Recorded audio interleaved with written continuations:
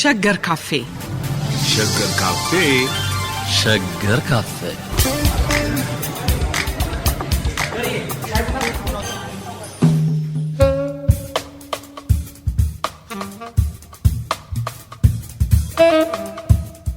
የዚህ ሳምንት ውይይት በታሪክ አንድ ንዑስ ምዕራፍ ወደፊት ይወስደናል። ከ923 እስከ 928 ባለው ዘመን በሶስቱ የዳያሎጂካል ታሪክ መተንተኛ ምሰሶች ይሄ ዘመን በእነዚህ በሶስቱ መካከል የነበረው መስተጋብር ምን መልክ ነበረው? ቀደም ካለው ጊዜስ ይህን ጊዜ ምን ይለየዋል? ስለዚህ ጊዜ በተለይ የተቀነቀኑ አመለካከቶች፣ አቋሞች ምን መሳይ ነበሩ የሚለው ይሆናል የውይይቱ መንደርደሪያ። አድማጮቻችን ከኛ ጋር ዶክተር ተካልኝ ወልደማርያምና ዶክተር ዮናስ አሸኔ አሉ። ሁለቱንም ስለመጡ እየደጋገሙ ስለሚመጡ ፈቃዳቸው ስለሆነ በጣም አመሰግናለሁ። እናመሰግናለን።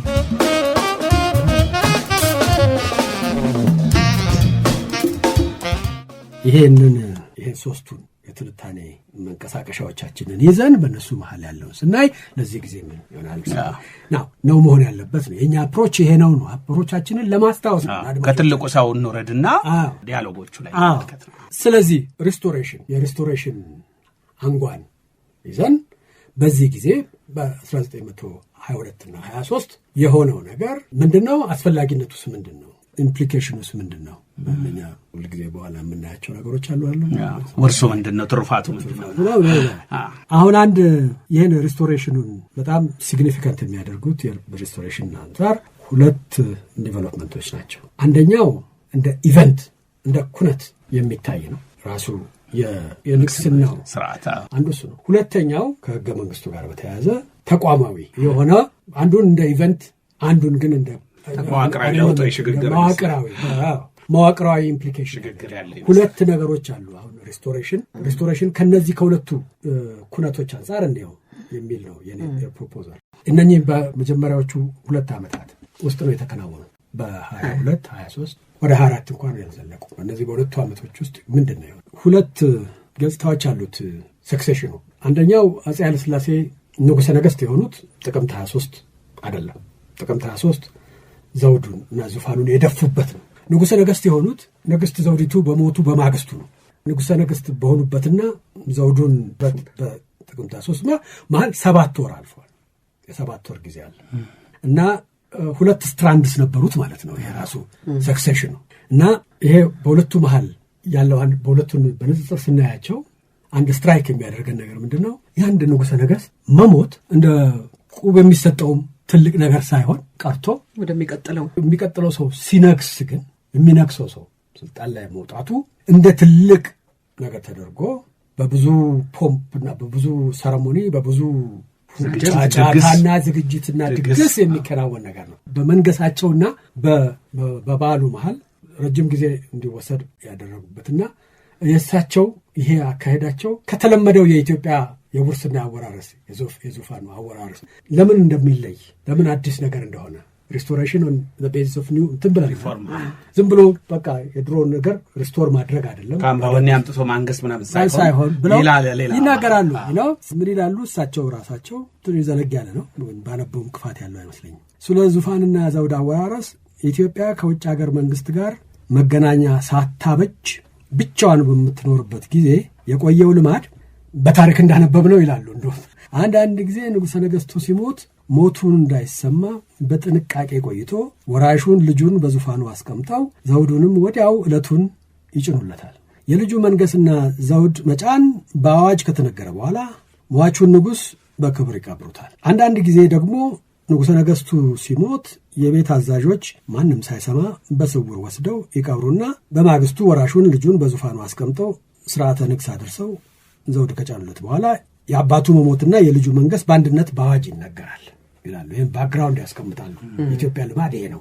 አሁን ግን ከ12 የውጭ ሀገር መንግስታት ጋር የንግድና የወዳጅነት ውል ተዋውላ በዓለም መንግስታት ማህበርም ገብታ የበረታ መገናኛ ስላበጀች በስልጣኔ ከፍ ያሉት መንግስታት ለዘውድ በዓላቸው እንደሚያደርጉት በኢትዮጵያ ሌጋሲዮንና ቆንስላት ያቆሙትን መንግስታት ለዘውድ በዓላችን መጥራት የሚገባ መሆኑን የጥሪውንም ደብዳቤ ለመላክና መልእክተኞቹ እስኪመጡ ለመጠበቅ ለዘውዱ በዓል የሚያስፈልገውን ለማሰናዳት ረጅም ጊዜ የሚያስፈልግ መሆኑን ስለተረዳ ነው የዘውዱ በዓል እስከ 7 ወር እንዲቆይ አደረግን እና የጋበዟቸውን አገራት ዝርዝር ጽፏል። 12ቱን ጋይና ፖላንድ ደግሞ በሆነ በሂደት ላይ ነበረች ከኛ ጋር ወለመዋል በአልቅም ነገሩ እንደው በጣም በብዙ ነገር ረድተውናል። ባለውለታችን ናቸው የፖላንድ ሰዎች ይላሉ። እሱን ጨምራል። እሱ ብቻ አይደለም የሀገሩም ውስጥ ምክንያት አለው ይላሉ። እሱን ወዲያው አስከትለው ደግሞ ከዚህ በፊት እንዳስረዳ ነው በቀድሞ ዘመን የዘውዱ በዓል የሚደረገው ወራሹ ልጅ በዙፋን ሲቀመጥ ዕለቱን ስለነበረ በየአውራጃው ያሉትን መሳፍንትና መኳንንት ለመጥራት ጊዜው አያደርስም ነበር። አሁን ግን የዘውድ በዓላችን እስከ 7 ወር እንዲቆይ ስላደረግን በመላ ኢትዮጵያ ያሉት መሳፍንትና መኳንንት ባላባቶችም ሁሉ በየገዳማቱ ያሉ አባቶችና የአድባራቱ አለቆች መጥተው የደስታችን ተካፋይ እንዲሆኑ የጥሪ ደብዳቤ ተላከላቸው። ሌላው ቀርቶ ምንም እንኳን ዛሬ የጣሊያን ቅኝ ብትሆንም ኤርትራ ውስጥ ያለው የታላቁ የደብረ ቢዘን ገዳም መምህር ገሌ እሳቸውን ሁሉ ሳናስቀር ነው ጥሪ ያደረግነው ይላሉ። ስለዚህ ቦዝ በዓለም አቀፍ ኮንቴክስትና በሀገሪቱም ውስጥ ይሄ ፕሮፋውንድ የሆነ ትርጉም የሚሰጠው ትልቅ ትርጉም የሚሰጠው ኩነት እንዲሆን አሰባሳቢና የሞናርኪውን ካምባክ የሞናርኪውን እንደገና የዘውዱን እንደገና መምጣት ድራማቲክ በሚያገኝ በሁሉም ላይ ኢምፕሬሲቭ የሆነ የማይረሳ እንደው ለወደፊቱ ለማስታወሻ ሳይሆን ይሄ የሄደው ተክቶ መምጣት እንዳይመስላችሁ ሁሉም በያለበት በውስጥም የውጭም ይሄ ሲግኒፊካንት አዲስ ምዕራፍ መሆኑን በሚያሳውቅ መልክ ማድረግ ስለፈለግን ነው። ትሩሊ ኢንተርናሽናል ትሩሊ ናሽናል ትዕይንት እና ያንን ማድረግ አስፈላጊ ስለሆነ ነው ኢኮኖሚሉን እና ሲግኒፊካንትሊ ያን በቀደም እንዳልኩት ነገ የንግስ በዓሉ ሊደረግ ዛሬ እዛ ተሰርቶ ቆሞ የነበረው ንግስት ዘውዲቱ በልካቸውን ሁሉ ያባታቸው መታሰቢያ እንዲቆም ብዙ ጥረትና ትግል ሲያደርጉ እንደነበረ ታወቀ። ሆኖ ግን ታች ሞመንት ላይ ዋዜማው ማለት ነው ቆሞ ተሸፍኖ የነበረው የዳግማዊ ምኒልክ ሐውልት ጊዮርጊስ ላይ ይከፈታል። so in a way that dramatizes ይሄ እንትን ከዳግማዊ ምኒልክ ታሪክ በኋላ የሚነበበው የዚህኛው ታሪክ ምዕራፍ ነው የሚል ኢምፕሊኬሽን ባለው አይነት መልክ ኮንቲኒዩቲ ግን ኦልሶ ኢኳሊ ድራማቲክ የሆነውን የኢትዮጵያን መንግስት የኢትዮጵያን የዘውዱን ክብርና ማዕረግ በሚያጎላ መልክ እነዚህ ሁሉ ሁነቶች ተከታትለውበት ነው ያለቀው እና ሪስቶሬሽኑ ዝም ብሎ ካምባክ አይደለም። ሪስቶሬሽኑ አዲስ ኃይል የሚገለጽበት ነው። አዲስ ኃይል የኢትዮጵያ ፖለቲካ አውድ ላይ ራሱን የሚገልጽበት ነው የሚለውን ነገር ማንም ሰው እንዳይጠራጠር ተደርጎ ታስቦ የሚሰራበት ሪስቶሬሽኑ አዲስ ኮንተንት ጭምር ይዞ እንዲመጣ የኛ መነሻችን ሪስቶሬቲቭ ከዛ ጋር የሚያያዝ ዳያሎጂካል ነገር አለው ኢቨንቱ ይያልካል። ይሄን በተወሰነ ደረጃ በዚህ ውስጥ ሞቢሊዜሽን እንዴት ነው የሚታየው? ሪስቶሬ ሲያደርግ ራሱን ምን አይነት ኃይል ሞቢላይዝ ለማድረግ መሞከሩን ነው የምናየው ብለን ብንጠይቅ አሁን ብዙ ከውጭ የሚመጡ ሰዎች አሉ። ኢንተርናሽናል አክሴፕታቢሊቲ ኢንተርናሽናል ክሬዲቢሊቲ ያንን ለአዲሱ ሞናርኪው ለመቋቋሙ ቀድሞ የነበረው የኢትዮጵያ እንትን ብቻ ሳይሆን እነዚህን አዳዲስ ኃይሎች አዳዲስ ወዳጆች ሞቢላይዝ ማለት አዳዲስ እንትን እነሱን አምጥቶ በሚያሰልፍ መልክ እና ያንን የሚተገብር አይነት የሞቢሊዜሽን ሞናርኪው ከጎኑና ከጀርባው እንዳደረገ እንግዲህ የዚህ አይነት ሎጂካል ትስስር ነበረው ሞቢሊዜሽን እና ሪስቶሬሽን። ሪስቶሬሽኑ አዳዲስ ኃይሎችን ቦዝ ሲምቦሊካሊ በምልክትና አሁን በኋላ እንደምናየው ደግሞ ሞቢሊዜሽን ከሪስቶሬሽን ጋራ የሚጣረስ በሚመስልበት አይነት ሁኔታ ውስጥ እንገባለን። በተለይ ይሄ ሪስቶሬሽን የተወሰኑ ኃይሎችን የማዳከም አስፈላጊነታቸውና አቋማቸውን የማቅለል እንድምታ ነበረው አይደል? ዲሞቢላይዜሽን አለው ማለት ነው። አሁን ያ ዳግማዊ አፄ ምኒልክ ጊዜ ወደ ኋላ ሄደን ብናየው እሳቸው አደጋ ሲመጣ ከውጭ የሚመጣውን አደጋ ሲያዩ በውስጥ የፖለቲካ አያያዛቸውን ለሞቢሊዜሽን ሲባል ለብዙ ሰዎች ብዙ ነገር ትተው ብዙ ነገር ሲባሉ ይሄ የአደጋ ጊዜ ስለሆነ ብለው ብዙ የማሰባሰብ ካሄዳቸው ሌሎች ተቀናቃኞቻቸውን ወይም የሚሏቸውን ሰዎች ሙግት ውስጥ ብዙ አይቆዩ ይታገሳሉ። ብዙ አመልን ምናምን ሞቢሊዜሽን ያን ጊዜ ያንን ግድ ብሏል። አሁን ያ አገሪቱን ነጻነትና አደጋ ለመከላከል የሚደረገው ሞቢሊዜሽንን ሊደረግ እያስፈለገ የመጣውን ሞቢሊዜሽን አሁን ያለው የሪስቶሬሽን እንዴት ነው አንደርማይን ያደረገው የሚለው እንገባለን። ስለዚህ የሞቢሊዜሽን እና የሪስቶሬሽን ሎጂክ ሁል ጊዜ ስምም ሆኖ አይሄድም። ተቃርኖ ሊኖረው ይችላል። አንዳንድ ቂመኛ ይሆናል። አዎ ዳያሌክቲኩ በዚህ ይለያያል ለማለት ነው።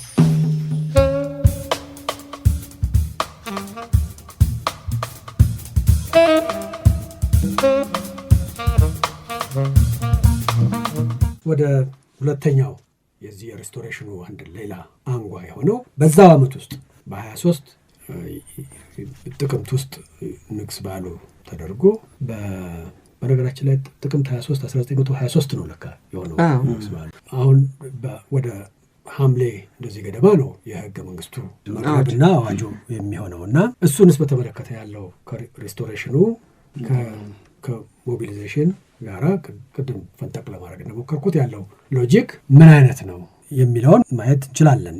ይህንን ለማድረግ ግን ትንሽ እንደ መግቢያ ይሄ እንደ የ1923ቱ ህገ መንግስት ምናልባት ከሁሉም ነገር በላይ የኢትዮጵያ የፖለቲካ ታሪክ ትንታኔ ውስጥ በእጅጉ በብዙ የተጻፈበት አንድ ቅድም እንዳልነው መዋቅራዊ ትርጉም ስላለው በጣም የተጻፈበት ነው እና ኢንትረስቲንጉ ነገር ምንድን ነው?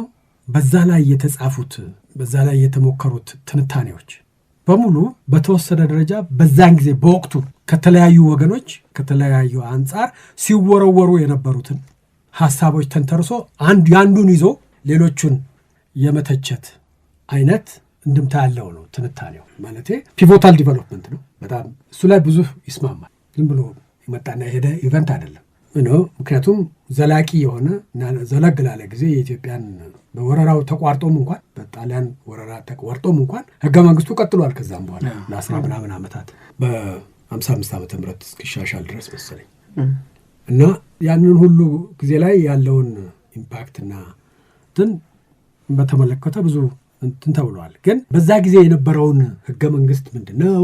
ህገ መንግስት ለምን አሁን እንደዚህ የሚለው ላይ የተለያዩ ሐሳቦች ከቀረቡበት ላይ የሚነሳ መሆኑ ነው የሚዘነጋው። ለምሳሌ አዲስ ነገር የጀመረ ነው ብቻ ሳይሆን አፄ ኃይለ ሥላሴ ሳይለመኑ ሳይጠየቁ በፈቃዳቸው የሰጡት ነገር ነው ተብሎ ያን ጊዜም ተብሏል። በቀጣይነትም ለረጅም ጊዜ እንደዛ ሲባል ቆይቷል።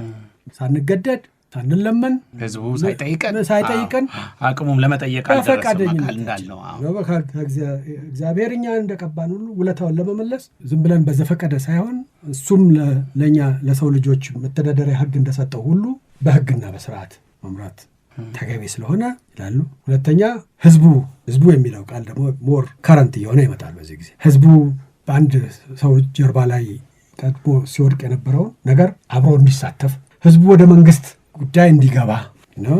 አሁን እና ሶስተኛ ደግሞ አሁን የስልጣኔ ዘመን ነው። ኢትዮጵያ ወደ ስልጣኔ እንትን እያለች ነው። ስለዚህ ይሄ የግድ የሚለው ነገር ነው። ነባሩን ህግ ክብረ ነገስት የሚሆን ፍትሐ ነገስቱን መቀየር ማደሳል። በቃ እኔ እና አንደኛ ጊዜው የሚጠይቀው ነው። ሁለተኛ ለፈጣሪ ምስጋና ማቅረቢያ መንገድም ይሄ ነው እና ፈጣሪንም ሞቢላይዝ እያደረጉ ማለት ነው። ማለት እኔ እንደዚህ አላልኩም እና ይሄን የሚሉ አሉ ማለት ነው። ያን ጊዜ ባለቤቱ የሚለውን ነገር ይዘው ከዛ ተነስቶ የሚመጡት ትንታኔዎች አሉ ነው። the emperor gave the constitution ሂስቶሪካሊ ብዙ ሀገር ላይ ህገ መንግስቶች የሚመጡት ግድ የሚሉ ነገሮች ሲፈጠሩ ነው እና ነገስታት ደግሞ ወደው ህገ መንግስት አይሰጡም። ህገ መንግስት ሲጀመር እሳቤው ምንድነው? ስልጣንን ገዳቢ ነው እንጂ ስልጣንን አጠናካሪ አጉይ አይደለም ከሚለው ተነስተው ነው። እዚህ ግን ህዝቡ ቦልሸቪክነት ሳይሰማው ነው ህገ መንግስት የሰጠው። ሌሎች ደግሞ ጉድለቱን መነሻ አድርገው በጣም ብዙ የጻፉ አሉ። ሁለት መልክ አለው ብዙ ጊዜ ጉድለቶች ባሉት። አንደኛው በጣም ህዝቡን የሚባለው እንደው ለላንቲካ ካልሆነ በስተቀር የህዝቡ ስሜት፣ የህዝቡ አስተሳሰብ፣ የህዝቡ ፍላጎት የሚንጸባረቅበት ምን ነገር ተደርጓል። ኢንፋክት ኤክስፕሬስሊ ህገ መንግስቱ ይከለክላል። በጅሮት ተክለሐዋርያት ይሄን ይላሉ። የመጀመሪያው ህገ መንግስት አይደለም እሱ ተሰርዞ ሌላ ነው የተጻፈው ይላሉ። ህዝብ የሚለው በብዙ ተቀንሷል። እሳቸው ነው የሚሉት። እኔ ጽፌ የሰጧቸውን ህዝብ የሚለው ላይ ንጉሠ ነገሥቱ ሲሉ አድረው ይዘው መጥተው ኤዲት ይላሉ። ዋነኛው ደግሞ አሐዛቢ በዛሬው ቋንቋ የህገ መንግስቱ አሐዛቢ፣ አስተማሪ፣ ዲስኮርስ ነጋሪ፣ አስተማሪ እና መኳንንቱን መሳፍንቱን ቀሳውስ ሁሉንም አሰምብል አድርገው ሌክቸር የሚሰጡት ደግሞ ተክለሐዋርያት ጊዜ እሳቸው ናቸዋል። እና የዚህ ነገር የህገ መንግስት በተመለከተ የእሳቸው ሚና ከመቆስቆስም በጣም ብዙ ስራ አለው። ጉድለቶችን የሚናገሩት ሌሎች ጸሐፍት ደግሞ የሚሉት ይሄ ተባለ፣ ኦኬ ሁሉ ነገር አለቀ እና ከዛ በኋላ ነው 2 ምክር ቤት ተቋቁሟል፣ ህግ መምሪያና መወሰኛ እና በዚህ ክፍል የሚመጡት ሰዎች እነዚህ ናቸው፣ እዚህ የሚመጡ ሰዎች በዚህ አይነት ይመረጣሉ፣ ይመጣሉ። ህዝቡ እንግዲህ አንድ ቀን ወደፊት ለአቅመ እውቀት ሲደርስ ባለው ነገር ተብሎ ተቀመጠ። ከዛ በኋላ ምን ሆነ? ፓርላማው እውነት ተገናኘ? እውነት መከረ? እውነት ምን አይነት ህግ በዛ በኩል ወጣ? ፓርላማው እውነት እንደታሰበለት ስራ ላይ ውሎ ነበር ወይ ብለው ብዙ ነገር የታየ ነገር የለም። ከዛ በኋላ ፎር ኦል ፕራክቲካል ፐርፖዝስ በአጠቃላይ ሲታይ ፓርላማው እንደው ተባለ፣ ከዛው ምንም ጠብ የሚል ነገር የተሰራ ይሄ አንድ ተርም አይሞላም አይደል? 5 ዓመትም አይሞላም። ግን በዛ በ5 ዓመት ጊዜ ጣሊያን ከመምጣቱ በፊት ባሉት ፓርላማው በተቋቋመበት ዓመትና ከዛ ቀጥሎ ባለው በ2 ዓመታቱም ውስጥ የተገናኘትበትና ይሄ ዕቁብ የሚሰጠው ነገር ያደረገበት ነገር የለም የሚሉ አሉ። ሌሎች ደግሞ የለም እንደውም መጨረሻ ላይ ፓርላማው ምን ሆኖ አረፈው? ንጉሠ ነገሥቱ ለምሳሌ ጣሊያን ወረራ ሲጀመር ሄደው ንግግር ያደረጉትና የኢትዮጵያን ሕዝብ እንዲነሳ እንደዚህ አይነት ነገር መጥቶብናል ብለው መጀመሪያ ንግግር ያደረጉት ፓርላማ ላይ ነው። ስለዚህ ፓርላማው የመማከሪያና የምክር መስጫ ሳይሆን ገዢው መጥቶ ለኢትዮጵያ ሕዝብ ዲስኩር የሚያደርግበት ስቴጅ ነው የሆነው። ያው የሚተቹት የሪፐብሊካንስ መንፈሱ የደቀቀ ያልተጀመረ ግን ትምህርታዊ ሲምቦሊክ የሆነ ነው። እንደውም በኋላ ፓርላማው ፕላትፎርም ሆነ ንጉሠ ነገሥቱ ለሕዝቡ ዲስኩር የሚያደርግበት ከታች የሚመጣው ወይም ከተለያዩ ምክንያቱም እሳቸው ብዙ ነገር ብለዋል ስለ ፓርላማው አስፈላጊነት። አንዱም የሰው የራሱን ጥቅም ሳያጣ የግል ጥቅሞቹን ሳያጣ ፐርሱ እያደረገ ግን ግላዊነት ደግሞ እንዳይገን የሚደረግበት አንዲ ነው።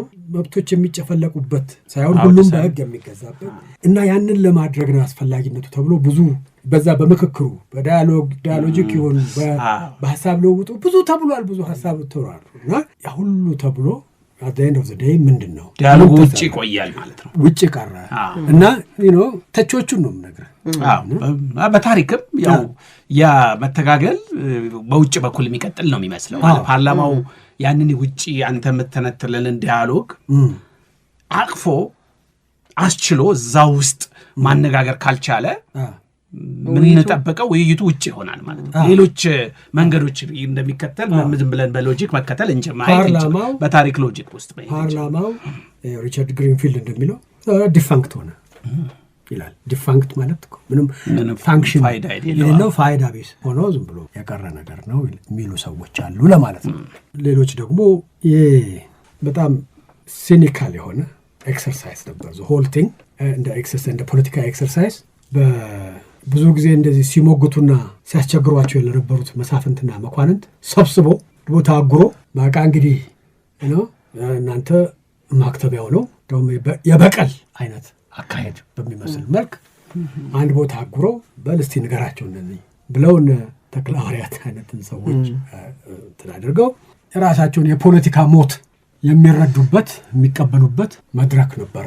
የሪቬንጅ እንደው የበቀል አሮጋንስ እና የበቀል ነገር የተደረገበት ነው ብለው በዛ ደረጃ የሚገልጹት የሚተነትኑት አሉ እና ብዙ የትንታኔ ብዙ ዘርፎችና አምዶች ያሉት ትንታኔ የተደረገበት ግን አባላቱ ዞሮ መኳንንትና ከላይ ያለው ሊቆ ብቻ ስለነበረ እዛ መግባትም አንድ ፋይዳ አለው። ግን ውጭ የቀረ ብዙ ህዝብ መወዳደር ማግባት እንደማይችል ከዛሬ ከዘመኑ ወተን ስናይ እሱን ይመስላል። ግን እነ ልዑል ራስ ገሌ እነ ደጃዝማችና ምናምን ገሌ በመምሪያውም ይሁን በመወሰኛውም ቢገቡ ንጉሱም መረጧቸው፣ ባላባቶችም ተመረጡ፣ ቤትም ቢገቡ እነኚህ ሰዎች የሚገቡት የቀድሞ ማዕረጋቸውን የቀድሞ ስልጣናቸውን ምንጭ የቀድሞ አስፈላጊነታቸውን እንደያዙ አይደለም። እዚህ ቢገቡ ያ ተገፉና ተቀንሶ አዲስ የዲያሎግ መቀመጫቸውም እዚሁ ወይ ትግራይ አይደለም ወይ ጎጃም አይደለም ወይ በጌምድር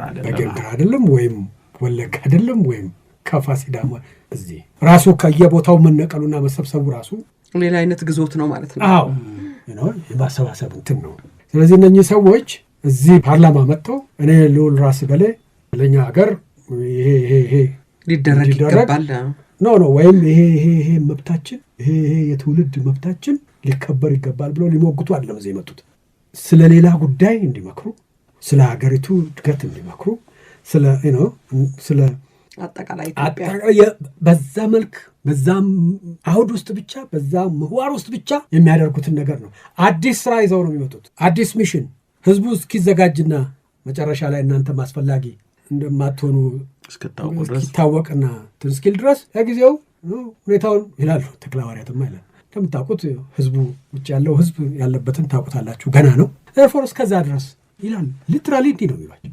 እስከዛ ድረስ እንግዲህ እናንተ የሽግግር ነገር እንድታደርጉ ነው እና ኢትስ ኖት ይሄ ኤምፓወር የማድረግ አይደለም፣ መኳንንቱና መሳፍንቱ አይደለም። ግን የሆነ ትርጉም አለው አይደለ? ኦንቶሎጂካሊ አሁን ይሄ ነገር የለም፣ ነን ኤግዚስተንት የሚታይ ነገር የለም፣ በፖለቲካ ትርጉም የሌለው ፋይዳ ቢስ ነው ምናምን ማለት እንችላለን ወይ? በራሱ አውድ ውስጥ ለምሳሌ በመርማሪ ታሪክ ውስጥ ስንመለከተው ወይም ይሄ በሶስቱ መሰረተ ዳያሎጂካል ታሪክ ውስጥ ስንመለከተው የመነጋገሪያ ቦታውን ማስተካከልና አባላቶቹን መሰብሰብ የራሱ ኦንቶሎጂ ምንድን ነገረ ፍጥረት ውስጥ መረዳት የምንችለው ነገር አይኖርም ወይ? ከተንታኞቹ ዩቲሊታሪያን ከሆነው ብቻ ሳይሆን በእኛ በአንተ መንገድ ውስጥ ምንድን ነው የምንለው? ይሄ ነገር ኦኬ፣ ትንታኔው እስከዛሬ ያለው ትንታኔ እነኚህን ዘርፎች ይዞ የሚሄድ ነው አልኩ እንጂ እሱ እንዳይሆን ከነዚህ መምረጥ አለብን እያልኩ እና ይህንን ካስቀመጥን በኋላ በእኛ ይህንን ሞመንት በሪስቶሬቲቭ ፖለቲክስ እና በዛ አናሊሲስ ውስጥ ይህንን እንትን የሚያደርገው ምንድን ነው ስንል ቀደም ብለን እኮ በቀደም ያልነው ነው። ሪስቶሬሽን ዊዝ አዲሽናል ፓወርስ ለሞናርኪው ለዘውዱ አዲስ የፓወር ኮንተንቱ ቱልኪቱ የሰፋ በዛ የህግ ሁሉ ምንጭ ናቸው። ሜከር ኦፍ ኦል ሎውስ ኢዝ ኤምፐረር። በየቦታው በየምናምን ገሌት ምናምን የምታወጪው ህግ ምናምን የለም። ህግ የሚወጣው እዚህ ነው እና ሀሳብ ታቀርቡ ትችላለን። ግን ያ ህግ ሆኖ እንዲወጣና እንዲፈጸም የሚፈጽመውም ኤግዜኪቲቭ ነው፣ ሚኒስትሮቹ ናቸው፣ ሚኒስቴሪያል መስሪያ ቤቶቹ ናቸው። ህግ የሚሆነው በዚህ ነው። የሁሉም ስልጣን፣ የሁሉም ሹመት፣ የሁሉም ርስትና ጉልት ስጦታ፣ የሁሉም ማዕረግና ሽልማት ምንጭ ንጉሠ ነገሥቱ ተሰበሰበ አንድ ቦታ። አዎ ይሄ በየቦታው የተበታተነው ስልጣንና ውርስና ቅርስ ብልሻጅ የምትይ አይነት እንትን የለም። መነቋው ነው። ይህን ወቁት የተባለው ዲስሚሳል ሰውን የሚያባረር ከስልጣን ወደ ስልጣን የሚሾም ማዕረግና እድገት የሚሰጥ ንጉሠ ነገሥቱ ብቻ ነው ይላል እና አዲስ ውርስ ዙፋኑን እና ዘውዱን ያወራረስ ህግጋት ያወጣል። ያወራረስ ህግጋት ሳይሆን ይሄ ብቻ ሳይሆን ይሄ ዘውድ የኢትዮጵያ ዘውድ ከቀዳማዊ ኃይለ ሥላሴ ቤተሰብ አይወጣም። ከእንግዲህ ሶ መኒ ወርድስ አልጋ ወራሹን ለመጀመሪያ ጊዜ እንደ አልጋ ወራሽ ህገ መንግስታዊ ድንጋጌ ስርዓት ውስጥ ያስገባል። ይሄ ቀድሞ አልነበረም እና በፊት በሻሙ የሚገኘው ነገር አሁን የለም ነው ይላሉ። ቀድሞ በሻሙ እንደሚገኘው አይደለም ከእንግዲህ በቃ። ምክንያቱም ደከምና 20 ዓመት ነው የአፄ ምኒልክ ጊዜ ዘመን ማለቂያ ጀምሮ እሳቸው ንጉሠ ነገሥት እስኪሆኑ ድረስ ስንት ትርምስና እንትን ነበረ ይላሉ አይደል? ይሄ ሁሉ እኮ ስርዓት ስላልተበጀለት ነው እና አሁን እንዳሉት ከዛ በኋላ ነው በሚቀጥለው ኮንስቲቱሽን ውስጥ በ55 ኮንስቲቱሽን ውስጥ በ48 ነው በኛ እዛ ውስጥ በጣም በግልጽ መጀመሪያው ወንድ ልጅ መሆን አለበት እና መጀመሪያው ቅርበትና ርቀት እንደዚህ ይለካል እንደዚህ የሚል ዝርዝር ህጎች ይወጣሉ። በዚህኛው በመጀመሪያው ህገ መንግስት ውስጥ ግን በቀጥታ የዚህ ቤተሰብ ነው እና ትርክትም ዲቨሎፕድ ይሆናል ከንግስት አዜብ ንግስተ ሳባ እና ከሰለሞን ከቀዳማዊ ምኒልክ ተከታትሎ ተያይዞ የሚመጣ ነው ይሄ። አሁን ግን አፄ ኃይለሥላሴ ቤት ውስጥ ነው፣ ከዚህ ቤት ግን አይወጣም ይላል። ይሄ ግልጽ ነው። ከእንግዲህ የሻሞ ጉዳይ አይደለም፣ መከጀል አይቻልም። ስለዚህ ይሄ ምን ማለት ነው?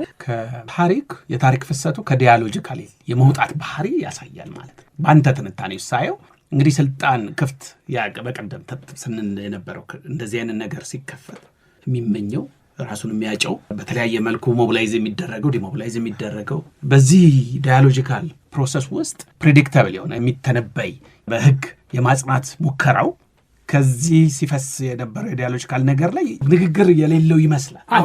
አዋጅ ይመስላል። ዳያሎጂካል አካሄድን እኮ ስልጣን ላይ ያለው አካል ንጉሠ ነገሥቱ አቅም ሲኖረውና የፈለገውን ማድረግ ይችላለሁ ብሎ ሲያስብ እኮ የሚፈልገው ነገር አይደለም። ቀድሞውንም ቢሆን እኮ ዳያሎግ የሚጦፈው እዚህ ሀገር ችግር ሲኖር መዋቅራዊ ብለናል።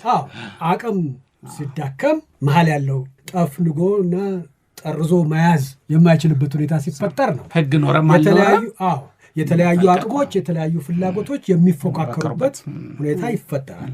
ያኔ ነው እኮ በላል በልሃ የሚለው ነገር የሚጀመረው እንጂ ሰብስበህማ ስትይዘው ይኸው ዝንባሌው እንደዚህ ነው።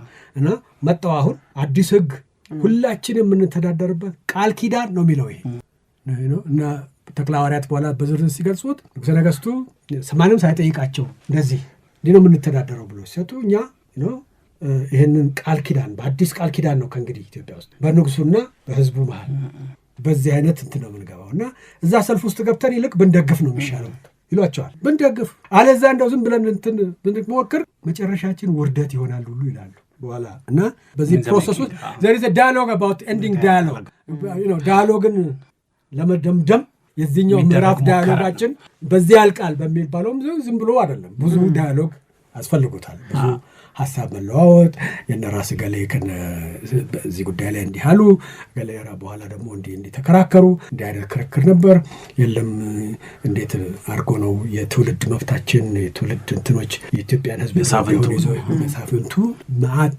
አርጊመንት አለ። የአርጊመንት መወራወር ብቻ ሳይሆን የድርድርም ነው። እንዴት ይሄ ከቀረ ደግሞ እንዴት በዚህ አይነት ምንድነው መውጫውና ካሳው ምናምን የሚለው ላይ ብዙ ዳያሎግ ነበረ። ግን ኢንቴንሽኑ ሪስቶሬቲቭ ኢምፐልስ ሪስቶሬቲቭ ፍላጎቱን ይዞ የሚመጣው አዲሱ ዘውድ ዳያሎግን የግድ ያሉት ነገሮች እንዲቀሩ ይፈልግ ነበር። ምንም ጥርጥር የለውም። እና በዛ ውስጥ እንግዲህ ብዙ አርጊመንቶች አሉ። ኢትዮጵያውያን ሁሉ ያለ ልዩነት የሚጠቀሙ ልዩነትን አሁን ቀደም ብሎ የነበረውን የፖለቲካ ጉዳዮች ላይ የነበሩ መቆራቆሶች እነዚህን ሁሉ እንደ ልዩነት የማይጠቅም ነገር መሆኑን እና ያለ ልዩነት ደግሞ ይሄ የዚህ ቤኔፊት ለሁሉም ነው የሚል ሬቶሪክ ይይዛል። ናራቲቭ ምክንያቱም ዩኒቨርሳሊስት በተለይ እዚህ ውስጥ ነጥሎ ይሄንን ለማምጣት ይሄን ለማስቀረት ለሁላችን ጥሩ ነገር ነው ወደ ከፍተኛው ስልጣኔ የሚያደርሰን ነው የሚለውን ነገር ይይዛል። ዳያሎጉ ሁል ጊዜ እንዳልነው በእያንዳንዱ የዳያሎጂክ ልውውጥ ውስጥ የናራቲቭስ ናራቲቭስ ሞቢላይዝድ ይሆናሉ ብለ የለም ሞቢላይዝድ የሚሆነው እኮ እነዚህ አሁን ስልጣኔ ያለ ልዩነት አብሮ መሄድ በቃል ኪዳን ኮምፓክት ሶሻል ኮንትራክት እኮ ነው ዛሬ ሶሻል ቃል ኪዳኑ እሱን ይመስላል። በዚህ ነው እነዚህ ሁሉ ናራቲቭ ያኔ እነዚህ ሁሉ ትርክቶች በዛሬ ቋንቋ እነዚህ ሁሉ ትርክቶች ሞቢላይዝድ ይሆናል። ዳያሎግ ያለ ትርክት በባዶ ሁኔታ የሚካሄድ ነገር አይደለም። ልውውጥ አለው። ጀስቲፊካቶሪ ዳያሎግ አለው። ማነው ጀስቲፊካቶሪ ናራቲቭ አለ። የተቃውሞ ናራቲቭ አለ። እና ብዙ አይነት መወራወር ነው። ዝም ብሎ ኢምፐልሲቭ የሆነ ነገር አይደለም። ብዙዎቹ የተቀመሩ አቀራረቦች ናቸው የሚቀርቡበት በዳያሎግ ውስጥ እና ግን አንተ እንዳልከው ዓላማው ዳያሎግን ለማስቀረት ነው። በተለይ እንደራደር እስቲ እንነጋገር የሚባለው እኮ አስቸጋሪ ሁኔታ ሲኖር እዚህ ላይ አንድ ልክ ከዚህ በፊት ባሉ ዘመናት ስንነጋገር የነበረው የዳያሎግ ስናመጣ ሁሌ የመሬትን ጉዳይ እናመጣ ነበረ። ከአድዋ መልስም ከአድዋ በፊትም መሬት የማከፋፈል የመቀማት የመስጠት በዳያሎጂክ ውስጥ የማቴሪያል የቁስ ነገሩ በጣም የሚታይ ነበርና እሱን አረሳ ነው ማለት። በተለይ በዚህ ዘመን የውጭ ካፒታል የውጭ ንግድ ባንኮች ሌሎች ነገሮች የሚመጡበትም ስለነበረ ይሄ የምናወራው የምንነጋገረው 5 ዓመት ውስጥ ከዛም በፊት ይሄ ህገ መንግስቱ መታወጅና ጠቅላይነት ከዛ የማቴሪያል የዓለም አቀፍ ካፒታሊዝም ውስጥ ኢትዮጵያ በሂደት እየገባች ከመምጣቱ ጋር በጣም መሳ ለመሳ የሚታይም ነው አይደል? አዎ እንግዲህ ማቴሪያሊስት እንዳንረሳ ብዬ ነው። እሱማ ምክንያቱም ሪፎርም የሚለውን አጀንዳ እኮ የምናመጣው ከነዚህ ጋር ነው። ሪፎርም ሁል ጊዜ ዊልድ የሆነ ነገር አይደለም። ዊልድ ማለት ፍቃድ በመልካም ፍቃድ የሚሰራ ነገር አይደለም። ብዙ ጊዜ የሚጻፈውና የሚነገረው በመልካም ፍቃዳቸው ይሄን ሰጡ። ይሄም ራሱ እኮ ሪፎርም ማለት ታሪክ የትርክት ብቻ እንዳይሆን አይደለም ያለን እንዳልሆነ ነው ማቴሪያል ኮንተንትማ እና በዚህ ጊዜ የሚወጡ አዋጆች አሉ። አንዳንድ ነገሮችን የተወሰኑ ወገኖች ጋር ሄደው እነዚህ ወገኖች በዚህ የተጎዱ ስለሆነ ይሄ መቆም አለበት ምናምን ተብሎ በአዋጅም በግብርም በመሬት ስጦታና እንትንም በዛም ረገድ የሚደረጉ ነገሮች አሉ። እነዛ ግን ዝም ብለን በዚህ ለውጥ ለለውጥ ፐርፐዝ ወይም ለውጥ ስትራክቸራል የሆነ ግሎባል ካፒታል እና ሎካል ካፒታል የመቀናጀት ወይ የማቀናኘት ምናምን ቴዎሬቲካል ከሆኑት እንትኖች ሳይሆን ምንድን ያልነው ፕራክቲካል ፕራግማቲክ ኔሴሲቲስ ኦፍ ዘ ሞመንት ምንድን ናቸው ብለናልም። በዛ አይደለም ነው አንዳንድ ሰው ይሄንን እንደው በቃ ሰው ሁሉ ተራማጅ አስተሳሰብ የነበረው የገባው የኢትዮጵያን ልማትና እድገት ወደፊት ማሰብ የሚችል ሰው አልተፈጠረም እያልክ ነው ወይ ብሎ በሌላ መልክ ሊተረጉመው ይችል ይሆናል። እኔ ግን እንደዛ አይደለም። ነገር ግን ለውጥ መሻሻል እና ብዙ ነገር ወደፊት ማራመድ ከጊዜው አውድ ውጪ ሲታይ ወዲያው ዝም ብሎ እንደ በዘፈቀደ እንደተደረገ ራእያዊ መለኮታዊ እይታ ያለው እና አቅም ያለው ሰው የሰራው ነገር ነው ወደሚል እንዳይወስደን ትንሽ ከዛም መለስ ከዚህም ደግሞ ይሄ በጣም ሲኒካል እና በጣም ኤክስትሪምሊ ቁሳካላዊና ዩቲሊቴሪያን ራስን ጥቅምና ፈልጎ ብቻ ዝም ብሎ የሚደረግ ነገር የሚለውንም ወደዚህም ወደዛም አንወጥረው አይደለም። እሱ እንድናስታውስ ነው። በተለይ ትርክትን ስንዋስ ከዚህኛው ዘመን ወደ አንተ ዘመን በብዛት ትርክት አሁን ያለ ቁሳካላዊ ግንኙነት ነው የሚተረከው የምናወራው ብዙ ሰዎች የሚተነትኑት። እኛ ግን እያልን ያለ ነው ሰዎቹ ከፋቸው ስንል ለምሳሌ የፓርላማ አባል የሆኑ ሰዎች በፖለቲካ ኢኮኖሚ ጥቅማቸው እንደሚነካ ወይ ተንበያዋል ወይ እሱንም ኤክስፔሪየንስ እያደረጉ ነው።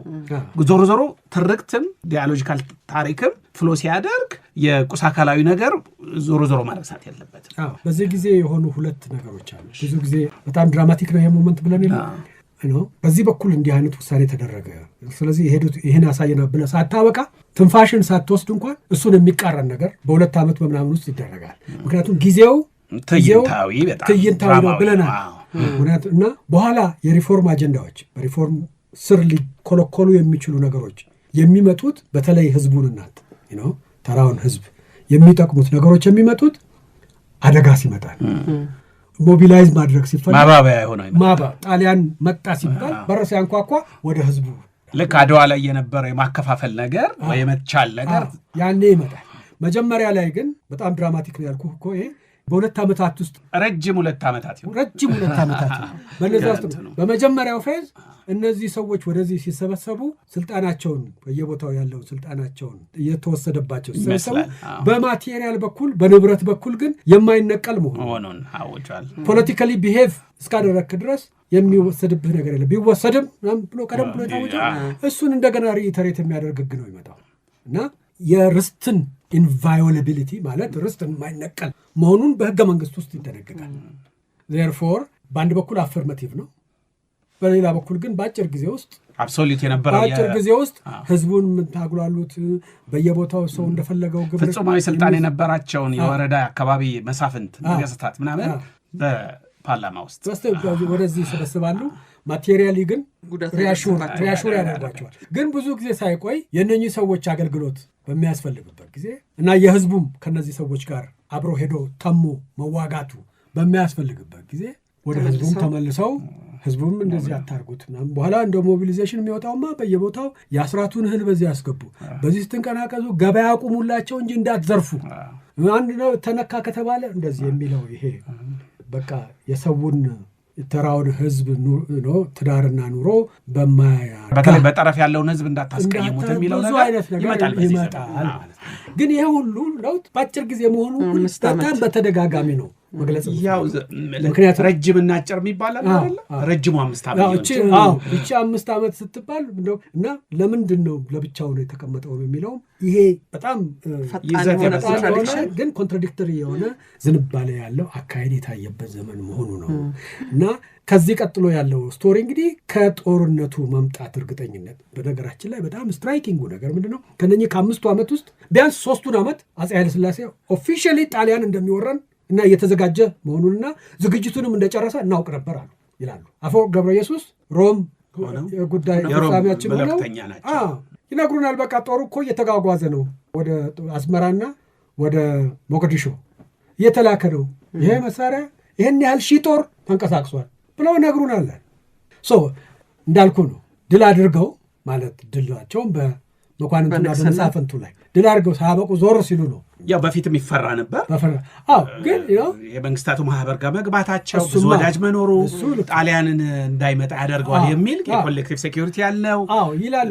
ጣሊያን እንደሚፈትሻቸው ሀሳብ እንዳለው ምናምን ሁሉ ያውቃል።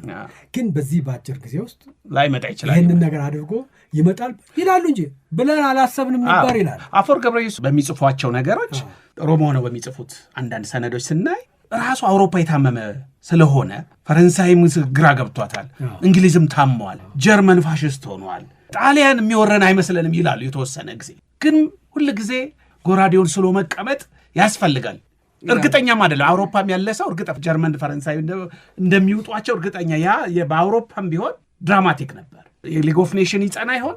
የጄኔቫው ድርድር ይጸና ይሆን? የሰላም የእርቁ ጉባኤ ይሰራ ይሆን? ወታደር መሳሪያ የሚግዛቱ ማሰማ ይቀራ ይሆን የሚለው ነገር እርግጠኛም አውሮፓም የሆኑ ሰዎች እርግጠኛ አይደለም።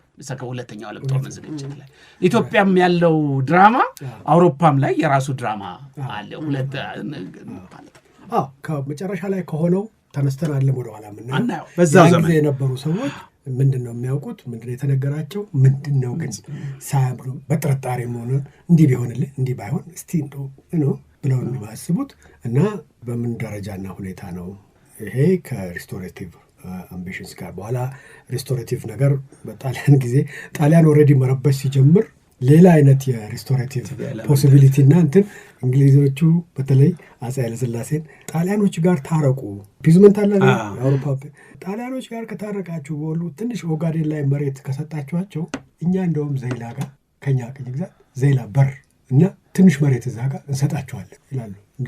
ነው ሌላ የሪስቶሬቲቭ ፖለቲክስ እንትን ያደረገናል ብለው አፄ ኃይለሥላሴ ይሄ ነገር እስቲ ቆይ እንመርምረው ብለን ነበር።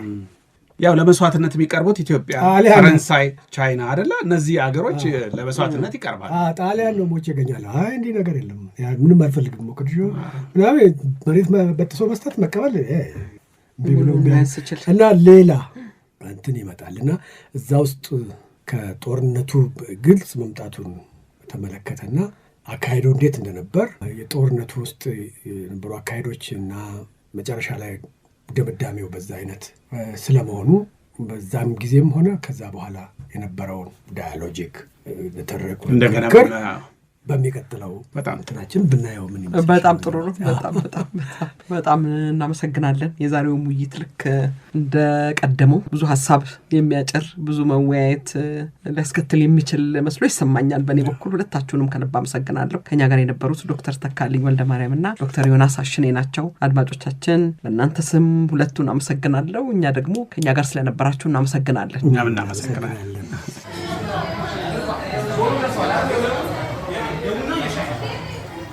ሸገር ካፌ ሸገር ካፌ ሸገር ካፌ